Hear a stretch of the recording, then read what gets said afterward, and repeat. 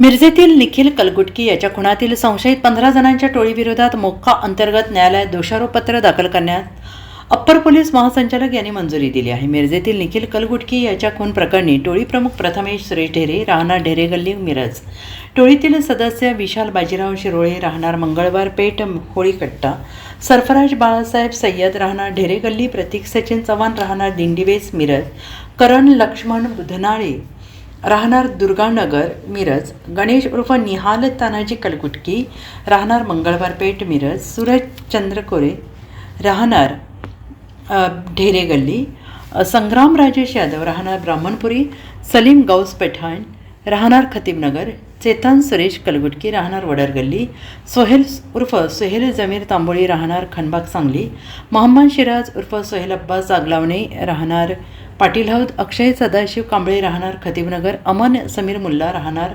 ढेरे गल्ली, दीप अश्विन देवडा राहणार शनिवार पेठ या 15 जणांविरोधात गुन्हा दाखल झाला आहे। यातील 14 जणांना अटक झालेली आहे। ते दीप देवडा हा पसार झाला आहे। टोळीविरोधात 2017 ते 2025 अखेर वेगवेगळे गुन्हे दाखल झाले आहेत।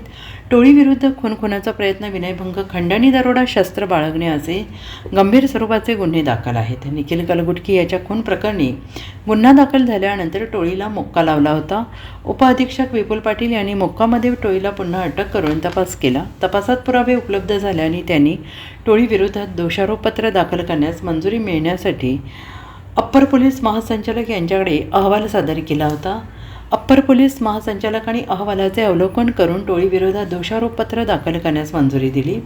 त्यानुसार उपअधीक्षक पाटील यांनी टोळीविरोधात विशेष न्यायालयात दोषारोपपत्र दाखल केले आहे। विशेष पोलीस महानिरीक्षक सुनील फुलारी, अधीक्षक संदीप घुगे, अप्पर अधीक्षक कल्पना बारवकर यांच्या मार्गदर्शनाखाली पोलीस अधिकारी, कर्मचारी आणि कारवाईत सहभाग घेतला। Bureau report SBN Marathi, Sangli.